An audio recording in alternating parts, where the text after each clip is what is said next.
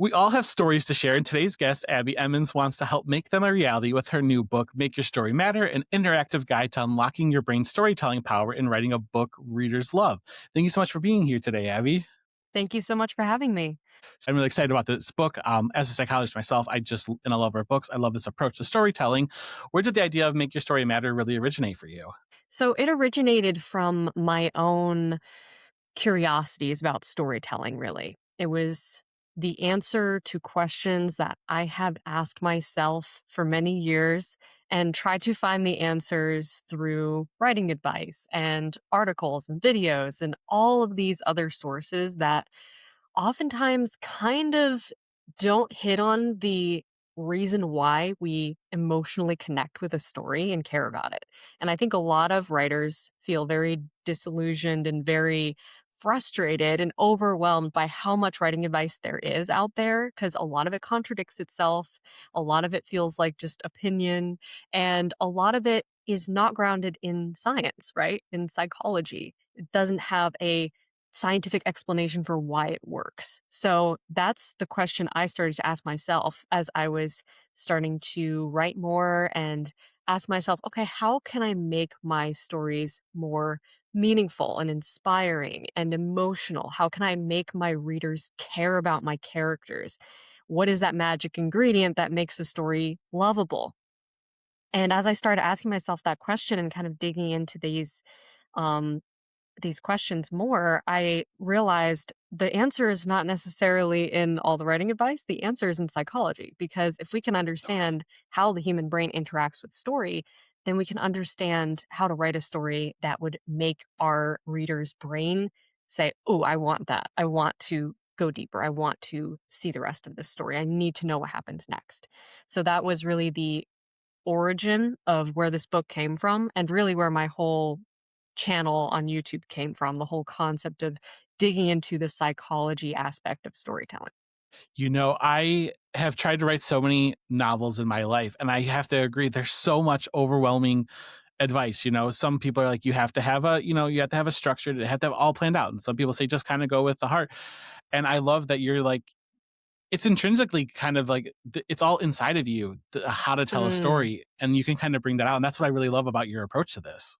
Yeah, I truly believe that because if you think about it, story is so much woven into the fabric of humanity, right? It's so much woven into human nature. We all connect with story from the beginning of time. We have understood life through storytelling, whether that was understanding like life lessons and morals and just like the difference between right and wrong. This is stuff that goes back thousands of years, right? And still we're doing this. We're still understanding how to navigate life through story and through fiction, which is so interesting to me. So I feel like it is something that if you can go watch a great movie and be like, wow, that was so great. I really emotionally connected with that. Or be hooked on a new Netflix series and you're just like binging episode after episode, or stay up all night reading a book, then you understand the power of storytelling. Like you as a consumer understand story deep down, something in you is connecting with that, right? So it's just about unlocking that natural storytelling instinct we have and understanding how can we now use that to create great stories. When having helped so many writers online, I mean, with 602,000 followers on your YouTube channel, which is incredible. So many people are really tuning in to learn this. What do you feel like is like that most like common misconception that beginners have about writing novels? I think the biggest misconception is thinking that you need an exciting plot. A lot of writers get Sure. stuck there. They get stuck on the plot aspect of storytelling, thinking something exciting needs to happen to these characters, or something perilous or dangerous needs to be happening right out of the gate. And they miss the most important part of storytelling, which is the internal conflict of the character. It's the emotional Okay. journey that the character is going to go on. And it's so funny to me because there are so many stories where the stakes are very low, right? But the characters are lovable and we care about them enough and care about their inner struggle enough that we can watch them doing almost anything as long as there's an inner struggle and care and be emotionally invested in that, even if they never leave their house. So it doesn't have to be like a big, exciting, adrenaline like plot in order for us to care about the character. I think that's the biggest misconception a lot of people have. They focus too much on the external conflict and not enough on the internal conflict. And truthfully, when you do that, then you just kind of make like two-dimensional characters that don't really like while they're existing in this larger story. Yeah, again, as a psychologist, I love a story where you learn so much about the people that it's like they're real, that they're you can really almost like Yes. touch them, and they're. I think that is sometimes the most brilliant. Like when I see a movie and it's they're not maybe not a lot of action, but there's just a lot of character growth and growing Mm. together and learning about each other. That's kind of my bread and butter.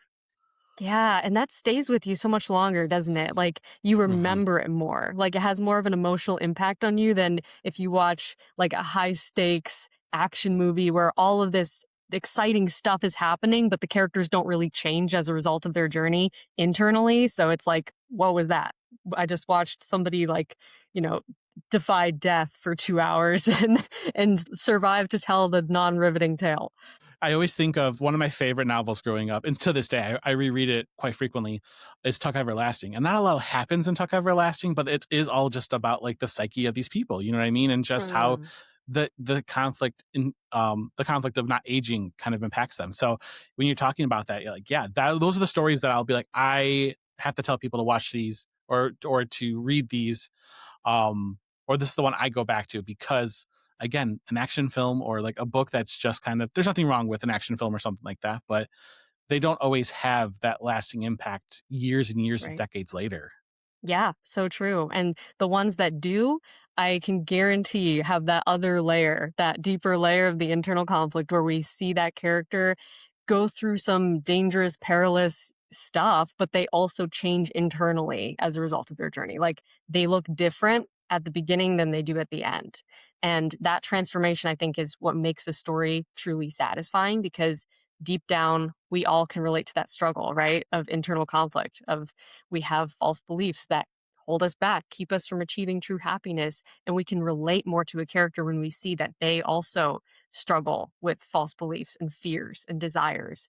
And maybe what they think they want isn't actually what's going to make them happy. And as they go through their journey, they learn, what is the truth? What is the opposite of that false belief? And they change as a result. Like those are the stories that are going to stick with you the most. And that can be found across any genre. Like no matter what genre you're writing, you can incorporate these powerful principles of storytelling and just take it to the next level. So with that approach then, do you feel like it's like almost character development that is the first step to really developing a thought out story in this framework? Yeah, I think so for sure. And I think really what character development comes down to at the beginning is all about the internal conflict of what is their desire, what is their fear, what is their false belief. And if you Sure. can just understand those three pillars of a character, then you're already leaps and bounds ahead of so many writers and so many stories out there because that's going to be the conflicted starting point that we meet the character at. And you don't have to know like their whole journey at the beginning. That's another thing I think a lot of writers get stuck on is they don't know the whole thing yet. They can't see like the whole story.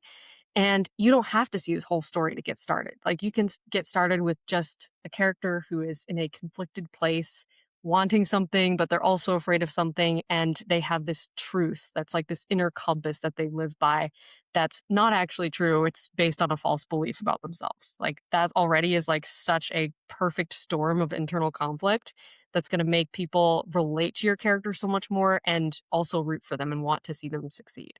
And again, going back to that psychological roots, those are things that we do in the room in therapy, of just like, what is Right. your driving factor? What is the belief that you hold about yourself?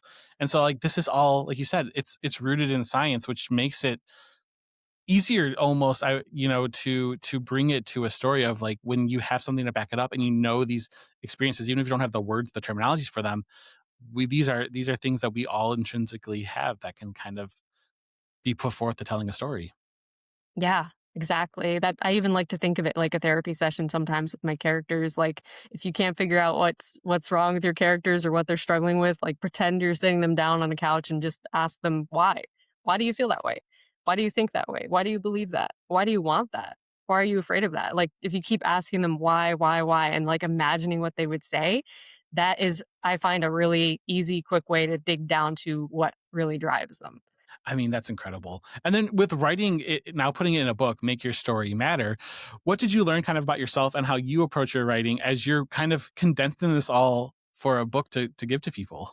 Yeah, it was a challenge because for the past 8 years, I've been teaching this on YouTube, and like pulling together bits and pieces of lessons I've learned and techniques I've adapted and learned from and can share with others, but pulling it all together into a coherent book, into a system and organizing it in a way that's easy to digest and easy to apply right away, that's a big challenge. Especially Sure. looking at like 400 videos, like how do I condense all of this? So it was a challenge, but I feel really confident in the progression, like the journey that you go on as you read this book, because it's not just a book, it also has a companion workbook that comes with it. And Oh, so awesome. with each chapter, like you finish reading a chapter and then you go open your workbook and you fill out the page for that chapter so that as you read, you're actually making progress on your story while you read. So it's not just like, oh, I have to finish this whole book and then do my homework. Like it feels Sure. interactive and you get to actually see your story sort of start to come to life as you're reading. That's incredible. I mean, I love that two-step factor because, again, I think that, like, I read books all the time, and so being able to read a book about how to, like, write a book, it's like sometimes you're like, "Okay, I've done it, now how do I do that piece?" But be able to do it together to, like, I think that Yeah. that's gonna it breaks it down, and, that's one of the Mhm. things I noticed about your YouTube channel as well, is I loved how approachable your approach to writing a novel is. Like you've broken it down into these small steps, these digestible steps of being like it doesn't have to be daunting. Because I know I've Mm. sat there Yeah. with a Word document and being like, okay, I have this thought, I can see this scene, but how do I start? Where do I begin? And you really have made it so approachable. And this with the workbook, this sounds like you've continued that approach. That's awesome.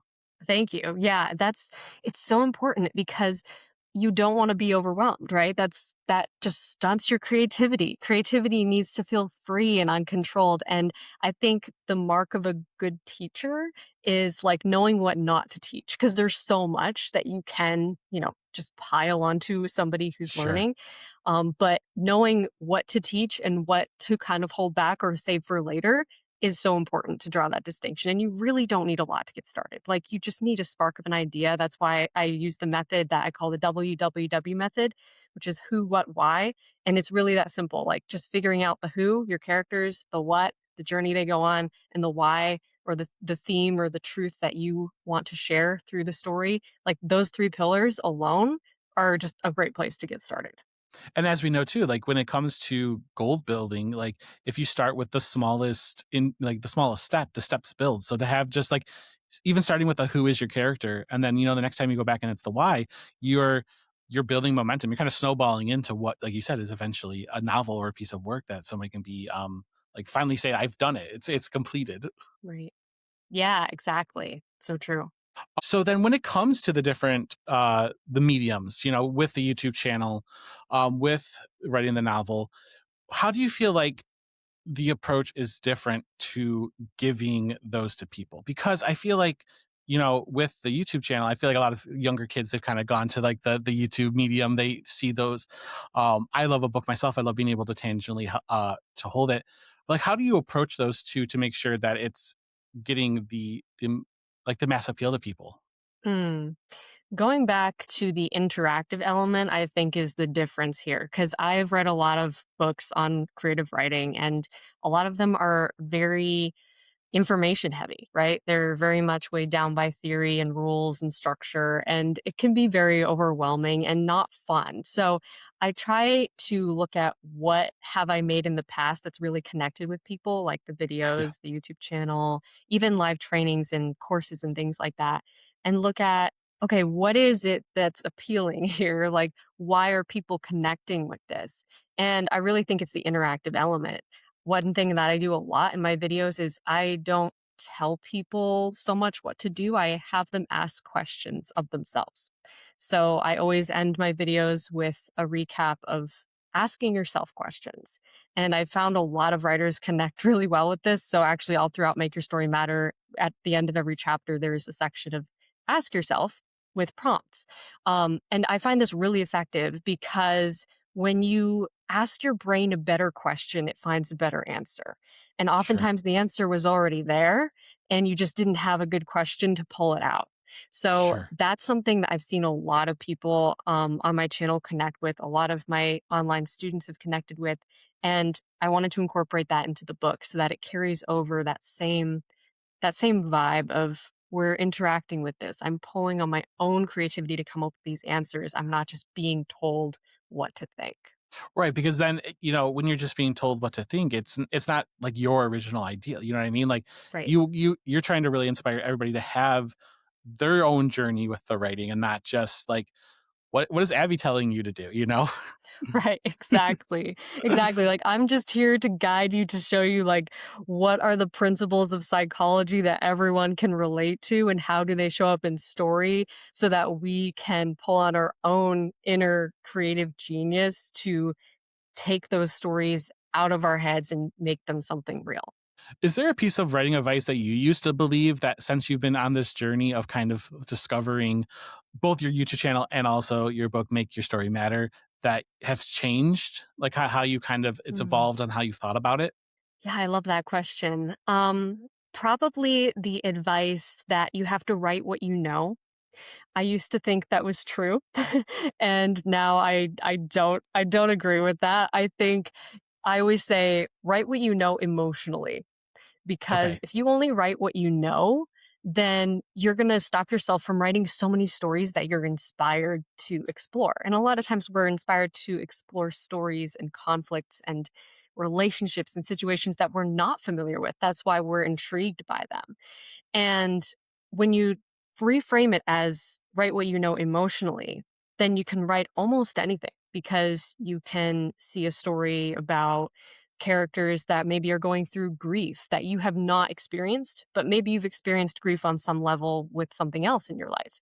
So maybe it's not the same situation you're going through, but you can still pull on those same emotions and feelings and those same conflicts you've been through and infuse that into your character. And you can write what you know emotionally, but in a different way.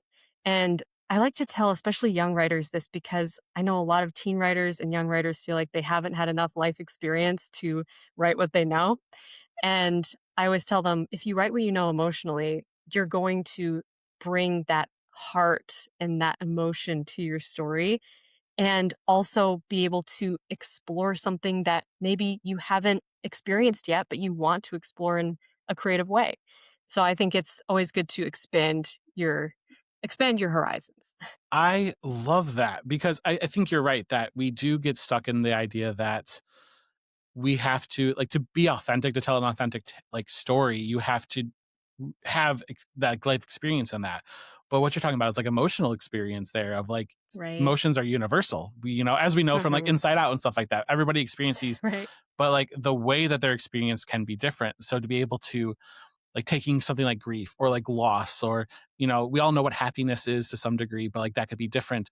um I love that because it takes away the as a wannabe author, sometimes I think like it's scary to think like I can't write that because I've never lived that. Like, what Right. if people think that like I'm a fraud or something like that? You know what I mean? But to be able to say that you still know the emotion that is connected to that, and that's what truly is Yeah. you're trying to deliver here. Exactly. So true. Yeah, that's something that I feel if you take that pressure off, it like expands your creativity so much more and it allows you to write stories that maybe are going to touch someone's life and make them feel seen in a way that no other story has. And maybe if you stop yourself from writing that and you're like, I can't write that, I'm not qualified, that person will never be able to have that life-changing experience of reading your story and experiencing that and feeling those emotions. So I think it's like when you limit yourself, you're actually preventing your gift from being shared with other people who it might impact. So, you know, don't do that. Don't do that. Set yourself free creatively. And that's what builds those emotional connections for people, like you said. Yeah, like there's Mm. sometimes that I read a novel, I'm like feel so seen, you know what I mean?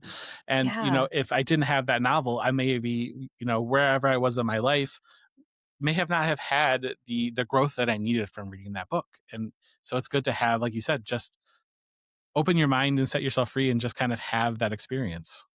Yeah. Yeah. 100%. Do you feel like there's storytelling rules that more writers should be willing to break? Because I know that there's quite a few there that they're just like, oh, you shouldn't do this and you shouldn't do that. Do you think there's like, is it are we just kind of throwing the rule book out here, or do you feel like there's specific ones that like, hey, we should break these a little bit more? I love that question. Yeah, I think there are a lot of rules worth breaking, or at least testing the boundaries of, because when you look back through, the history of all art ever, every time there's been a major revolution in art, it's because somebody broke the rules, right? Somebody did something unexpected and different and wasn't afraid to color outside the lines. And so I think to a certain degree, yeah, you should be brave enough to break some of the rules. But first understand where the rules came from. So I always Okay, like to say, question the rules. Question everything really, but question the rules. Like, sure, where did that rule come from? Did it come from a scientific understanding of psychology or how the human brain connects with story? Because then it might be a rule worth considering. Like, okay, I understand like how all these things connect and that makes sense. But if it's just a rule that's not necessarily based on anything that you can personally connect with, and you're like, I don't understand why this is a rule. Why am I following this rule? Maybe challenge it a little bit. Test those boundaries. See if you can dig down to the reason why, I guess. And if there is no reason why, then try something new, try something different. Just because something's always been done a certain way doesn't mean that's the right way to do it. I talk about a study in my book. There's this study I talk about with a group of kids that were, it was back in the 1960s. A professor studied this group of kids that he developed this test for NASA to test for genius level creativity in order to hire um, the best engineers for NASA. And so he devised this test and then he used it on these kids, this group of 5-year-olds. And he found that out of all the 5-year-olds that he tested, 98% of them scored at genius level creativity, in that that's they so came up awesome. with the most divergent ideas, the most interesting, creative, out of the box ideas. And then he tested those same kids like year after year. So he came back 5 years later, tested those kids. I think it went down to like 80% of them. Then he came back another 5 years later, it was down to like 30% tested at genius level. And then he used the same test on a random group of like 12,000, I think it was, 30-year-olds. And they scored at like only 2% of them were at genius level. So, Wow. what happens to our creativity as we grow up? That's a whole topic for another time. But what's interesting to me about that study is that when we are at our youngest and we have had the least amount of exposure to other stimulus and other ideas and what's been done before, we have the most genius level creativity. We have the most innovative ideas. We're not afraid to break the rules and step outside the box. And honestly, like if you have any if you know any 5-year-old in your life, they're like some of the most creative, inspired, like out of the box thinkers. And it's so fun just to hang out with a kid like that because you get new ideas and you start to see the world through this no limits, no rules sort of perspective, which I think we need to bring to the creative process. You said the word limits, and I was in my head that while you were speaking about it, I said it sounds like the idea of like when you're young, there's almost no limitations, but as we get older, when Yeah. there's actually maybe less limitations, because we're able to be more, we're able to go do things ourselves. We feel that there are more limitations, which is just an interesting dynamic of how that paradigm shifts as you're going along. And truly, when it comes to your creative abilities, there doesn't have to be a limitation to that. Yeah, so true. There are no limits. It's all in your head. Do you find that, especially being an author, being an accomplished creative person, when you were coming up with these ideas, was there almost, I guess, for lack of better terms, like pushback to the idea that maybe there's like we can get rid of some of this framework to change it and be more creative and be more in touch with our in our emotions, stuff like that for writing? Mm. Yeah, for sure. I think there's a lot of people who have adopted a certain set of rules and they have prescribed to, this is the way things should be done. And so when something comes along that's like, well, maybe we should question all of this, of course, it's a little bit like disruptive sometimes. Sure. But what I've found is that most people who have encountered these ideas through my YouTube channel, through the content I put out there, have been it like clicks for them in a new Sure. way that the writing advice that they've been following like just did not click for them. And a lot of times it's like it just clarifies things. You know what I mean? Like Sure. a lot of times there's truth to those other methods. There's truth to them, but it's so convoluted and complex that it's hard to see the simple framework behind it. So I like to think of what I teach and what I do as just demystifying the Sure. complex. Sometimes we make things too complex, like more complicated than they need to be. I will say that when I was watching your YouTube videos as I was preparing for this interview, and I actually felt like a sense of peace because I think growing up, you know, I always loved writing. I was a very good writer. I still, do writing and stuff like that. But I always had a different approach than what teachers were telling me to do. Like you have to have this specific outline and each one has to line up to a paragraph and things like that. And I couldn't write that way. And so I feel like there was a bit of anxiety when it came to like it has to be done this way, it has to be done this way. And as I was watching your videos and I was like, this makes a lot of sense. Just like writing with your emotions. I'm like, that's what I've done, but I've never had again the terminology or the language to think like that was okay. Cause it like wasn't structured enough for what the teachers wanted, or it wasn't academic enough in that way. And so when I felt this like again, this sense of calm, I was like, oh, there's like you said, demystifying. There was not a lot of there's not secrets anymore to this. It's just like this is an approach that's going to help you unlock what you already know is inside of you. Yes, so true. Couldn't have said it better myself. And that's exactly like the point, the goal of this book is to unlock that and to show every reader who picks it up and engages with it that what you were trying to create is like already there. It's already there within you. You have like everything you need. It's just kind of taking away those misconceptions and unlearning. It's more of an unlearning process so that you can let that creativity shine. Which is just it's honestly it's such a beautiful way to approach it. And I am so excited for this book, and I am going to hopefully spread the word to many, many people because I think what you're doing here is fantastic. The work you're doing is fantastic. And I just want to thank you so much for being here and chatting with me today, Abbie. It's been such a pleasure. Thank you so much, Brian. So Make Your Story Matter, an interactive guide to unlocking your brain's storytelling power and writing a book readers love, is available on August 11th. So pre-order your copy now. And again, thank you so much for being here, Abbie. It's been such a pleasure. Thanks so much for having me.